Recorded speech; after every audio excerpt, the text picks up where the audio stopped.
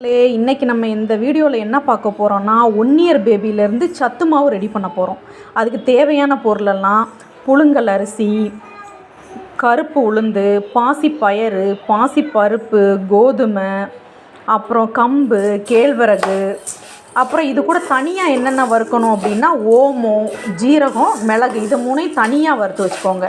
அதுக்கப்புறம் பாதாம், பிஸ்தா இதெல்லாம் தேவை, உங்களுக்கு விருப்பப்பட்டால் அதையும் போட்டு அரைச்சிக்கலாம்.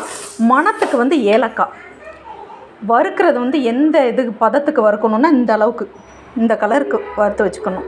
வறுத்து வச்சுட்டு நல்லா பொடி பண்ணி வச்சுட்டு டெய்லி 2 ஸ்பூனு போட்டுட்டு நல்லா தண்ணியில் கரைச்சி வச்சுட்டு அதுக்கப்புறம் நல்லா கூழ் பதத்துக்கு நல்லா கூழ் மாதிரி கிண்டி குழந்தைகளுக்கு கொடுத்து வந்தோன்னா நல்ல இம்யூனிட்டி பவர் இன்க்ரீஸ் ஆகும். நல்லா ஹெல்த்தியாக இருப்பாங்க, நல்லா ஸ்ட்ராங்காக இருப்பாங்க.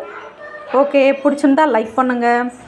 இது மாதிரி நீங்களும் செஞ்சு கொடுக்கலாம் ஃப்ரெண்ட்ஸ், நல்லது.